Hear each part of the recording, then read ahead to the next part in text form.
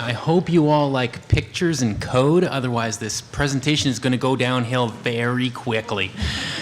So my name is Jonathan LeBlanc. I lead developer evangelism for North America at PayPal. And a lot of what I've done at PayPal, previous companies like Yahoo, has been working on a lot of JavaScript SDK API implementations, as well as working with, as most of you probably in this room, on different API implementations through server-side integrations, etc.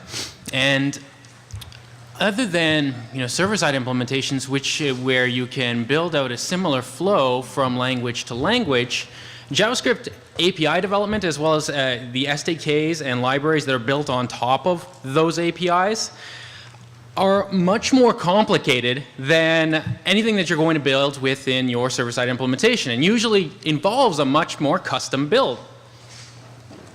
So what we're going to be going through today is a little bit on building out JavaScript APIs, what you should be considering, the things that you should be working with, what are the differences within a server-side implementation versus these front-end integrations that JavaScript involves, what are the complexities that you're going to have to be dealing with. A lot of what I've done in the past on API development on these JavaScript layers have involved a lot of hacky implementations. Thankfully, the web has changed a lot since then. And we don't have to deal with a hacked up implementation like we used to before. We actually have proper tool sets that are available to us that we can utilize to build out some really comprehensive front-end engineering flows. So there's two concepts that we're going through here today: the aspects of security in the JavaScript model and the aspects of building in an automation framework within there.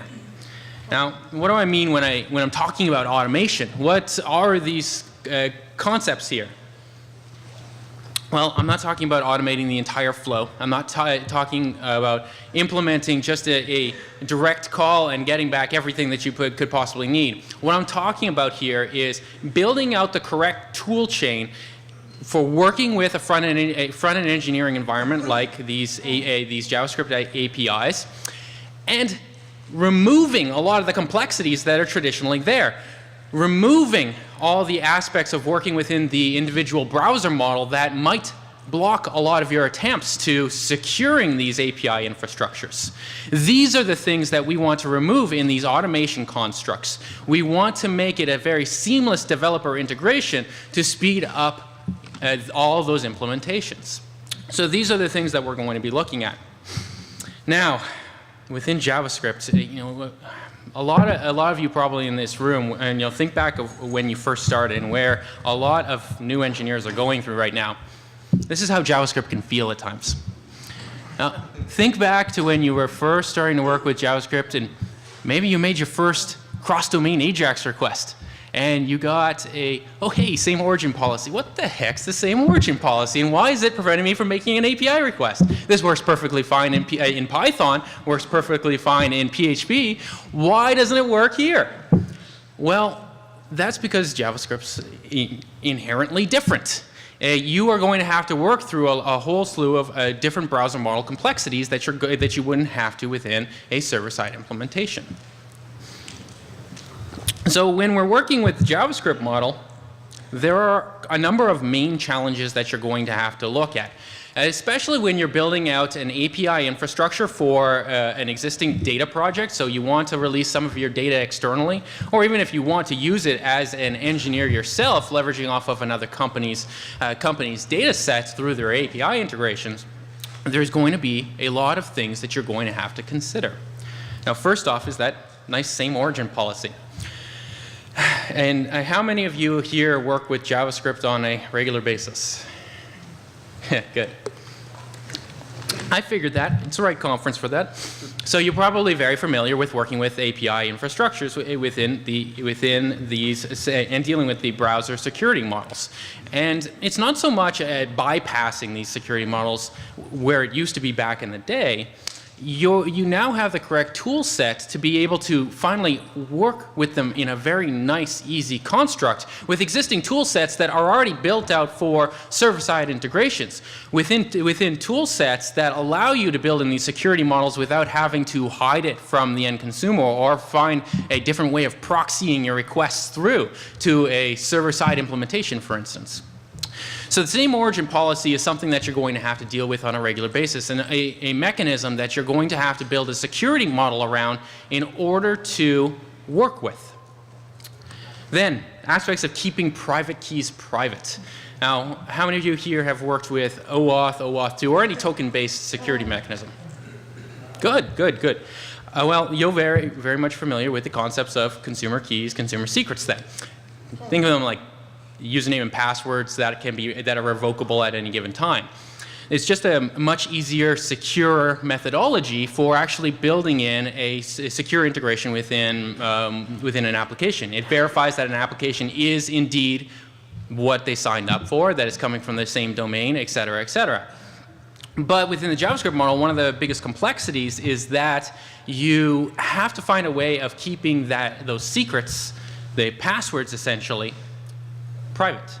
So a lot of the previous proprietary implementations did this in quite hacky ways, or had mechanisms for pushing yourselves outside of the JavaScript model to actually work with these constructs. And then finally, not providing a hacked together experience. Now, the last thing you want at the end of the day when you're building out a JavaScript implementation and a JavaScript API is to have to leverage off of something that's not in that browser model in order to basically just make these requests through. The last thing you want is for a developer, an implementer, or an end user to have to deal with implementing another piece of technology on top of that JavaScript SDK or that library in order to just work with your tool set. This is the last thing that you ever want to put in front of you. And these are a lot of things that we had done back in the day at previous companies. We had built in a lot of integrations just that you would have to download some additional piece of technology just to make work. And this is how you did it back in the day. And to that regard, back in the day, I never thought I'd hear myself saying that over and over and over again, but found the perfect picture of how I feel in the technology world when I'm talking about the history of these technologies or auth systems in and of themselves. Things used to be a lot different. Things are so much better now because back in the day we had to take a lot of different integrations, in order to bypass a lot of these complexities. So let's say you were building out a JavaScript SDK back, let's say 5 years ago, and that's what I'm talking about. Maybe a couple of years, 5 years ago. These are the types of implementations that you would build out. Now you're running into issues of the user would just integrate a library or have a script source include for your library within their project. They want to leverage off of your data sets within your API. Simple enough. Now you have to find a way of actually allowing that to happen in a secure way. And these are the ways that we used to do it back in the day. Server-side proxies. And back in the day also means it's still implemented to this day. I see plenty of APIs that are still implemented in the same way where you have a JavaScript implementation. Let's say you have a JavaScript SDK and they require you to have a server-side proxy in, let's say, some other language like PHP, Python, Node. And you have to use that as a negotiation mechanism for passing all of your secure information and basically negotiating all the token exchange back and forth and all the security mechanisms back and forth. It's a horrible implementation to try to do this to a engineer or someone that would be implementing this type of code. I mean, I've done this plenty of times as a consumer myself, where you would have to implement two pieces of code because what's the point of having a front-end engineering project or a JavaScript SDK or a library in the first place if you have to use a server-side proxy anyways? So these are the things that we want to avoid in these types of models. Then concepts like utilizing Flash or iframe proxies. Flash proxies were quite popular. A lot of different JavaScript libraries. To take YUI, for instance, one that I had worked on quite extensively back in the day, some of their implementations, in order to make server-side or in order to make cross-domain requests, used a tiny little Flash object that would be directly embeddable within within the library. So YUI2 point whatever, if you're trying to make those requests, it would actually utilize a Flash object as a communication layer. In the exact same type of mechanism that you would see in a server-side proxy, it's just using Flash. So they found a mechanism for directly streamlining all your requests directly through to the server side. And it's no different. Then another one of my favorite ones, and first time I ever saw this, I was saying, oh, that's the trickiest little thing I've ever seen. And a lot of API developers actually utilized this mechanism in order to transfer data back and forth. Facebook did this back in the day as well. So what they would do is, when you implemented their JavaScript SDK, they would pop open a 1x1 pixel iframe that would be used as a communication mechanism directly to their server-side implementation. So typically, what you would see in this type of mechanism is that the query string parameters within the URI of the iframe would be changed and altered in order to communicate back and forth between the server, between the, let's say, Facebook or the site in question. It's a tricky mechanism that was implemented. It was a hacky workaround. It worked pretty well, but it's still a hacky workaround. You want to avoid these types of things, and when you're definitely building out these hacked expressions of an API development, you don't want to have something like this as an overhead mechanism, even if it's done automatically. And then another big one was private token storage. And right before I had left Yahoo, one of the things that we were building out was a JavaScript SDK in order to build on top of the Yahoo Open Strategy initiatives. It's basically their social initiatives at Yahoo. There were a couple of us engineers that were working on this JavaScript SDK, and this was back in the days of OAuth 1.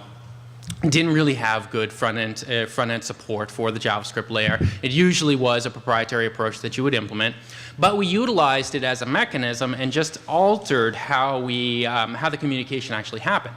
So what you would typically do in an OAuth 1 implementation is redirect the user. The user would log in on whatever sites that's where their identity is being provided from. They'd be redirected back after they grant your application permission. Now, the negotiation back and forth from the engineering level, from the actual code level, they would be passing back a consumer key and consumer secret in order to exchange a pre-validated or a validated code for an access token. So in those negotiations on the front end, you really couldn't do that because essentially you'd be supplying your consumer secret or your password. So you need to avoid that. Well, what we did as a mechanism, going back to this private token storage, was we would allow the code to supply their consumer key, which would be their user identifier or application identifier. Then what would happen is they would hit the let's say, Yahoo servers. Yahoo servers would validate where this request was coming from. They would also validate it against their application store. Essentially, when you created an application to get those keys in the first place, validate that those two domains matched. Then it would pull the secret code from an intermediate step, which was the token storage mechanism, supply that back in the negotiation so you would never see it, spit you back either privileged resources or the access token. So it was a different type of negotiation that we were doing within the JavaScript layer, but it involved a lot of proprietary code, a lot of implementations that need to be done. But that's what you did back then. Now, thankfully, it's not like that at all anymore. We have really nice implementations that have been worked on for the last several years that support these methodologies without having to build out this experience. So some of the things that we were working with back for several years is OAuth 1, OAuth 2, OpenID Connect. These are all mechanisms that have been around for a while. With the advent of OAuth 2, the process became very simplified, much more simplified than the OAuth 1 approach, where there were a lot of complexities in place in order to just get your access token back, in order to get privileged resources. So now the flow is streamlined towards these front-end engineering approaches, towards these JavaScript approaches, which is exactly what we want and what we need in order to make this happen. Then there's also some other tools that are more experimental in the browser side that are supported by a lot of the browser implementations nowadays. And these modern approaches look like something like this. OAuth 2 for, let's say, tight access control. Essentially what I mean by this is, let's say you have a user involvement step. You have a user that needs to grant an application permission to access their details at any given time. It's the same thing as if you used a social login mechanism, login with PayPal, login with Facebook, with Google. All the same, you're basically giving an application permission to access your details. They can do this in a headless request after the fact without your involvement whatsoever.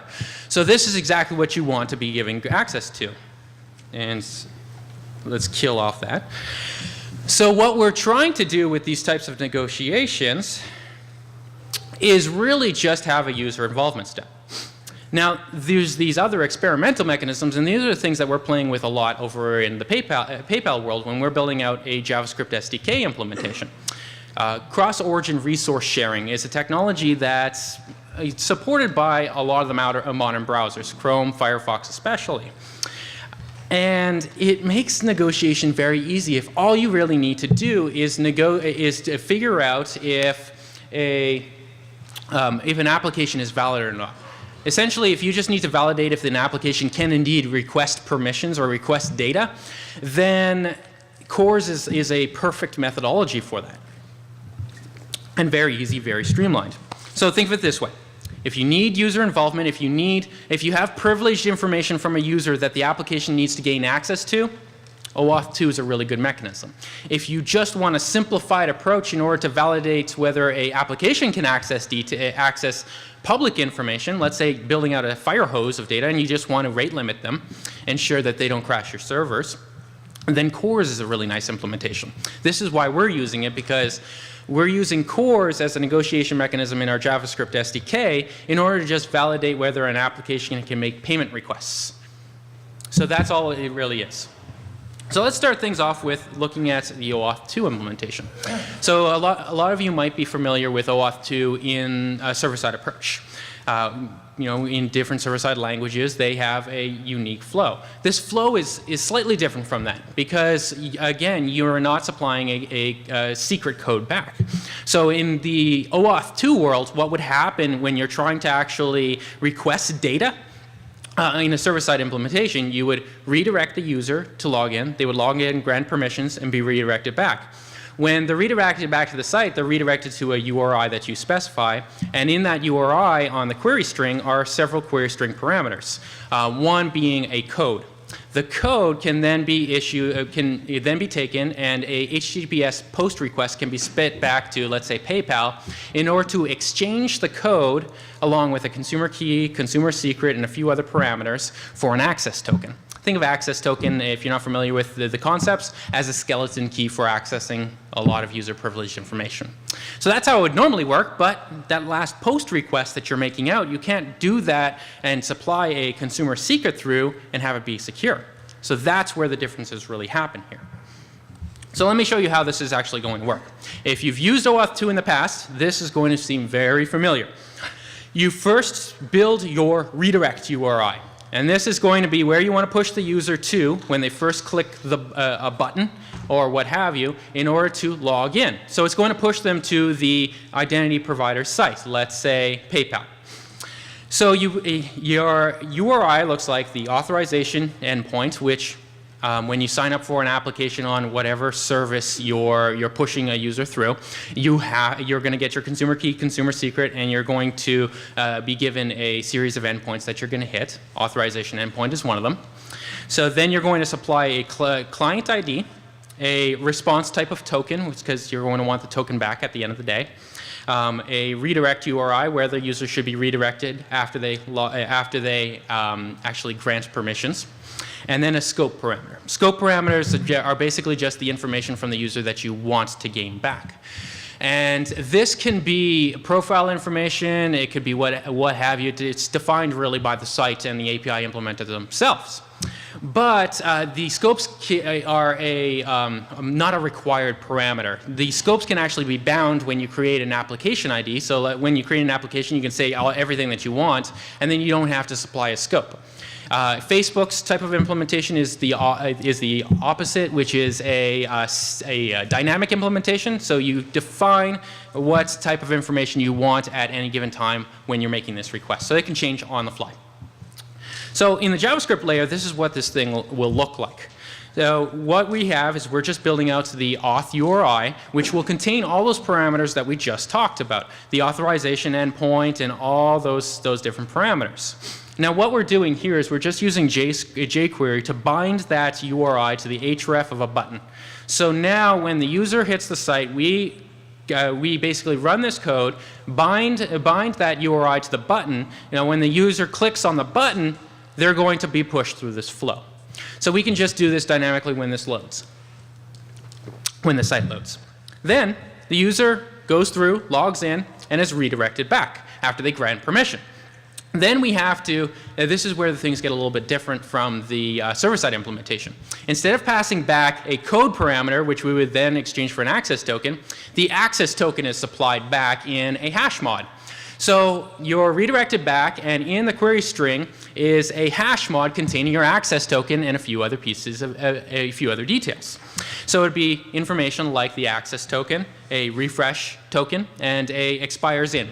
A lot of services that implement OAuth 2 either do short-lived tokens or long-lived tokens. If you have a short-lived token that expires, you can use this refresh token as well as the time to expire to automatically refresh the token itself. So you can just get a new token as you need.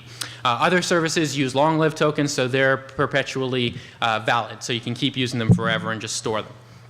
So what this would look like is the top gray section there is what the URI, let's say your redirect domain is site.com/callback. The hash mod is containing all of that information that we would need to extract.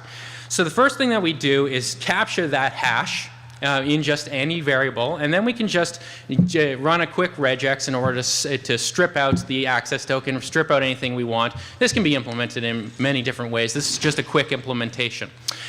So that at the end of the day, what we now have is the access token, which is going to give us direct integration within to make these requests back and forth to get privileged information from the user. Let's say their profile details. So with the access token, all we would really need to do is pass that token itself as well as the token type through a authorization header. We can do this very easy with jQuery again.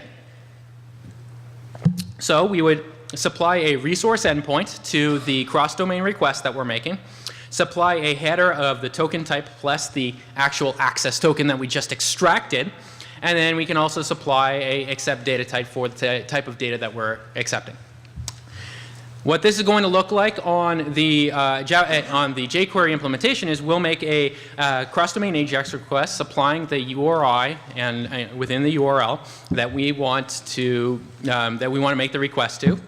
Before the send, we're going to set those headers, which is going to contain my authorization header with the token type of OAuth and the token itself, which is our access token. And then setting our accept header to application JSON. Depending on the API infrastructure, it might be spit back in any given format. So then on the success, when the actual request returns back, notably, we get our data back. And that's all you really need to do. That's an OAuth 2 client-side integration flow that allows you to easily build out a auth mechanism with user involvement in order to get privileged information, as opposed to having a hacky workaround implementation of, let's say, sending the information through an iframe or any other number of mechanisms that you can think of. So that's the user involvement step. Now, let's say you need to just have an application and verify that an application isn't leaching data continuously off your servers. So basically setting up a fire hose and just sucking down all your data and all your bandwidth. So that's where we get into CORS. CORS is a really sleek implementation that's supported by all those modern browsers. So if we actually look at that flow, there's a couple of things that this is going to allow us to do, and some of the things that some of the options that we're going to need to work with as far as CORS is concerned. So this is going to allow us to bypass that same origin policy that, just like with the OAuth 2 implementation that we need to. This is a standard with any API implementation on JavaScript layer. You need to have this integration. A traditional way of doing this and building out these mechanisms is to utilize JSON-P, which is essentially JSON with a callback. So once your JSON returns back, it'll initiate the callback. It's a mechanism for bypassing that. The unfortunate part is these JSON-P implementations only support HTTP GET methodology, so everything that you're doing, you're fetching. So in a proper RESTful API architecture, this doesn't really suit well, because the HTTP requests should denote what you're trying to do, updating, deleting, all your CRUD operations. So that's the proper methodology that you should be following. And that's what CORS gives you. So the same type of integration allows you to do the same types of things as JSON-P would, but having that full HTTP request architecture. Now, I said it was this was available within most modern browsers. If you go to caniuse.com/cors, you can actually see what browser what browsers you can utilize this in. So if you're looking at Chrome, Firefox, you're golden. IE, most recent, IE 10 can utilize it. If you're going back IE 9, IE 8, there are some caveats there. So if you're looking at an easy implementation, a very straightforward implementation, which is the one I'm going to show you, shouldn't have a problem. If you want something a bit more in-depth, a bit more complex, that's when it would have an issue. Now, how many of you here are using Opera Mini? Exactly. So that's why you shouldn't care about that one. So basically, with all the browser sets, what you're really looking at here is the vast majority of support.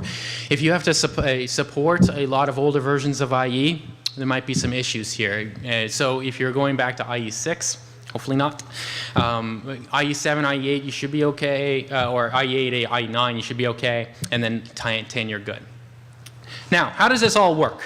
It's actually very, very simple.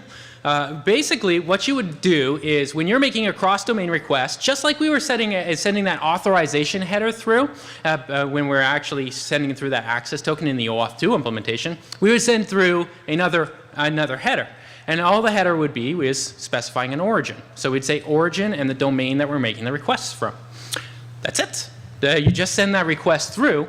It hits the server, so let's say it's hitting PayPal servers to basically validate if you're a valid application. Server would get it, get the request, take a look at where that request is coming from on the domain level, take a look at the application you set up and see if there's a matching domain there, essentially doing the domain matching as well as a few other things that are going on behind the scenes for validation, and then spit back in the response, allow another header saying allow control, access control allow origin, which would be the exact same domain that you just spit to them, or they'll send an error. If you're sending this content negotiation back, that's all you really need to do in order to get CORS to work. It's dead simple. So if you're making a cross-domain request, this allows you to bypass that same origin policy or work with the browser security models in a very streamlined way. What's going on here is that, just think of it like this. The server implementation, basically the API provider, is maintaining a list of valid domains that requests can come from on the JavaScript layer. They're validating that when you send that origin header through and then allowing you to spit back that information. So that's really just the flow that I prefer because it's dead simple. And from working with the OAuth 1 days and having all the complexities there, I love dead simple. All right, so that's the security model. These are two modern approaches to building out a security mechanism for bypassing some of the complexities of working with the JavaScript security model. So now let's take a little look at automation and the things that you can do with some of the RESTful principles applied to JavaScript API development, because they apply so very nicely. And really what I'm looking at is, I'll talk a bit about some of the principles, but I'm not going to rehash REST. That's not what I'm here for. What I am going to talk about a little bit are some of the lesser known mechanisms of REST, which are the hypermedia constraints, the uniform interface sub-constraints, essentially. There are essentially 4 general rules that are utilized on API development that you should follow. One being resource identification. This one is basically, allowing resources to be identified, very identifiable on the on the server side. So basically, the person who is building the API builds out the URI structure for you to make the request to. It's just a no-brainer that they would do that. Then resources in and of themselves must be manipulated by representations. This means concepts like, let's say, making a payment should be modifiable by an object containing the state that you want to change that payment to. Let's say creating a new payment. Then self-descriptive messaging. This is going back to standard REST principles of actually spitting back proper descriptions from your HTTP responses. Not a big one there. That's just standard. And then my favorite, hypermedia as the engine of application state, or HATEOAS. This is a very complicated title for a very simple concept. How many of you have worked with APIs that have done this or implemented it yourself? Okay, just a couple of you. I will show you how dead simple this is and how this stupid title really restricts a lot of people from actually exploring it when it's really something that can build out these great automation principles within your JavaScript implementation. So the 2 that we're going to focus on right here are these resources manipulated by representations, because that's going to help us, as well as HATEOAS. So let's start with that, HATEOAS, which I consider our double rainbow of API development. Now, there's a lot of debate online about whether the web and whether API integrations are truly ready for these HATEOAS principles.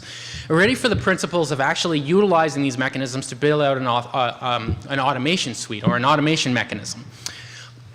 I believe that we're almost there. We have the capabilities there, but it's really just the tool sets that we're building out that will inevitably support that, and building out APIs that truly support these mechanisms.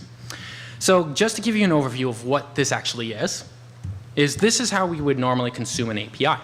We would have our application in the middle there, and every single thing that we want to do with that API, let's say make a payment, authorize a payment, collect the funds, refund the funds. All of these mechanisms that are in place in the API, we would have to maintain a direct linkage state to in our integration. So if I want to make these requests out to it, I have to have a method within there in order to do that.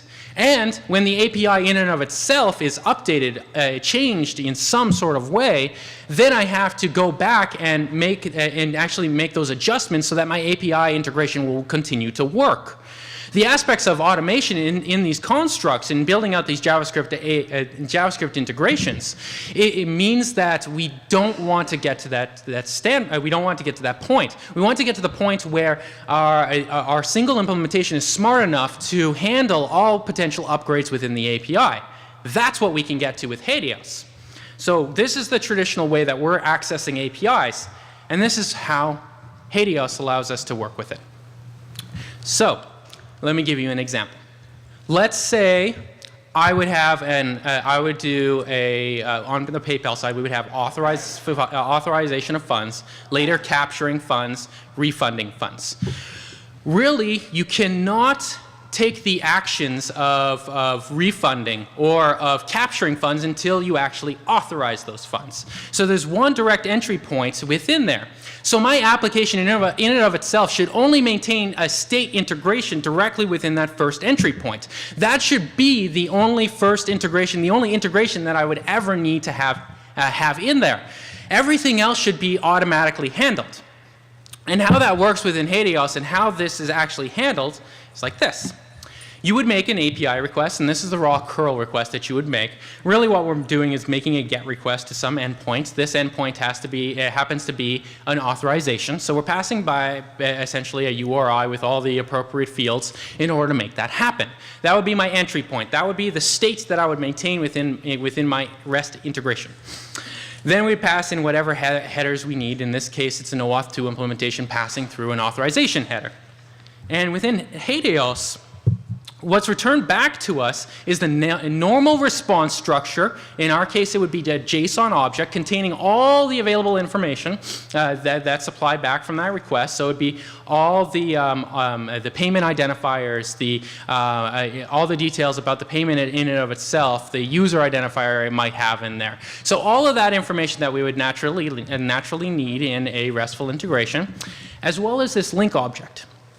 And what this link object is all the potential next steps that I can take. In the case of an authorization, that would be capture, it would be refund, it would be looking up information about the actual authorization call itself, so if you want to see what the state is. And those are things that I can get back automatically. And in a proper RESTful integration, you want to have a stateless integration anyway, so that all the information that's applied back to you, you don't have to make stored procedure calls. You don't have to do lookups afterwards. All the information that you need in order to make the next request should be there, which is what this gives you. It gives you the URI that you make the request to. It gives you the HTTP request method. It gives you the relevance of what you would actually be using it for. So auth, capture, self for looking up information. Within these principles, at least one link has to be supplied back. If one link is supplied back, it's traditionally a self link that allows you to look up information about the call that you just made. This is a really easy concept for integration, because what you can do is, since a RESTful architecture is stateless, it'll send you back all the information that you need for the next request. You can actually maintain a somewhat state object within your JavaScript implementation that integrates with that.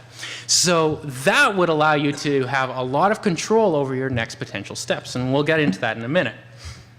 And we'll get into that with the concepts of object chaining. So the entire purpose of HATEOAS is not just to supply those links back, but it's actually to use them in an automated fashion. There's no point in having those next calls if you simply have to store them and build out a method call in order to look up that information. So this is where things get a little bit complex, and this is why a lot of people say that HATEOAS is not really there as a concept, because the tool chain isn't available in order to build in these automation concepts. So a lot of this is custom. You have to build out these implementations to utilize this code. I'll show you exactly where we want to go with it, though, and where, as an integration, we want this to actually work. So when I talk about stateless integrations, this is the type of information that I'm talking about. Within RESTful principles, what stateless essentially means is that when you're sending information from, let's say on the server-side architecture, from layer to layer to layer, or back and forth from the API requests, all the information that's supplied back should be enough to basically make the next step. Also, it means that when, let's say, you're making a put or post request and changing an object or creating a new object, that new object's representation, all the new details about that object's change or integration should be supplied back to you. So you don't have to make another request back to the API provider in order to get that information. So with this stateless architecture, it actually allows us to maintain state within our application in and of itself. So for me, this stateless architecture means that you have an incredible boon, because you don't have to keep making additional method requests. You can maintain a very lean, smart integration approach. Now, this is getting into the core principles behind resources versus representations. So a resource being, let's say, making a payment request, making an auth request, basically manipulating a concept, an idea, has to be done through one of those objects. So you send the objects the states that you essentially want to change, add, what have you, and that's how you manipulate it. Those are standard RESTful principles back and forth. Now, where we want to get with this, where we want to take those HATEOAS principles, take the aspects of object chaining, is something like this. Let's say what we're going to do is we have a get pre-auth. So we get an authorization of a payment. We get back all that state information about the authorization payment, about that newly created object.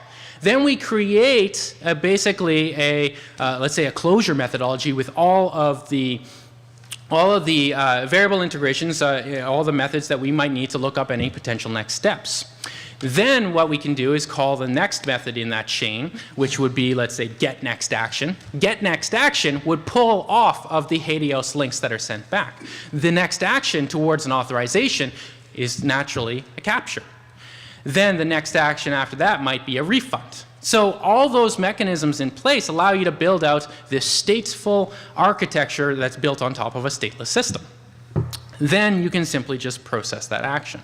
So through this chaining, we build out a mechanism of automation because our stateful object is handling all the complexities. We only really need to maintain integration within that first entry point into the system.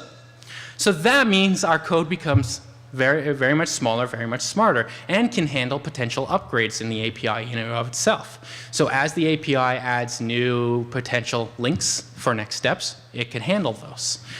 Just supplying back the next steps. So just to summarize what we've talked about today, a few of the core principles here is that security mechanisms, when you're implementing them, cannot be these hacked together implementations like they used to be. We have proper tool sets nowadays to be able to support front-end JavaScript implementations. We should be using them and contributing back to them. If older browser versions do not support that, that's one more reason to push for newer browser support on our clients. Then, you should always assume statelessness when working with RESTful principles. Statelessness within the API infrastructure allows you to have a really nice stateful architecture on your side, on your integration side. That's the whole purpose of it, because you're supplied back all this information. It's a heavier object that's supplied back, but it's there for you to build in these automation concepts. And then finally, always build to remove those complexities from the developer and the end user. If you are implementing something on your side and you're saying, oh, the developers will integrate it just because it's there, it doesn't work like that. Now, how many of you here have worked with CAHA before? Yeah, so exactly. So what CAHA basically did was it would take any third-party code. We used it within social mechanisms within Yahoo. MySpace used it for about 3 months. It was a heavily developed Google project. Essentially was a validation for front-end code. So you would supply a third-party code integration, and it would strip out all what it called sharp knives. By sharp knives, it means any ability to do anything whatsoever. So naturally, the project really didn't go very far. This is what I mean about removing complexities. If you have a complexity like that that has a good idea in mind, but it's implemented with the complexity of putting the onus on the developer or the end user to actually work with it, they will not work with it. You have to supply really easy integration tool sets in order to make this work. And we have those tool sets, so why not implement them? So that's everything that I wanted to mention about these principles. These are some integrations that we're exploring and really things that are working out tremendously well in that JavaScript layer. So thank you very much, everyone, for joining me. And I'm open for questions. Yes? I like the idea of changing your request for the automation, but the question that it raises for me is that given that all the child nodes and the links returned are next to each other and equal, Yep. so it knows what's next? Yeah, so the question was basically in the HATEOAS links that are supplied back, all the child nodes in and of themselves are equal in and of themselves. There's no way of automatically determining which one is a higher order priority. This happens to be an implementation of HATEOAS. So that implementation doesn't allow you to have that mechanism. But within the object that's returned back, the way to automate is for the API provider to actually supply back a tool set of potential next steps and a hierarchy of calls. That's the way to properly handle that. Very good question. Yes?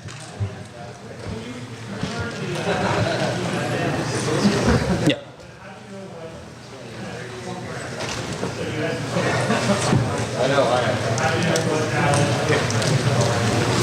Is valid post parameters in the API in and of itself, or whether you can make that post call in and of itself?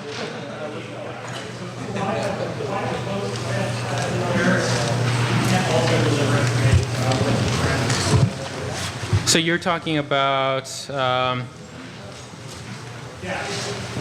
this thing here, right?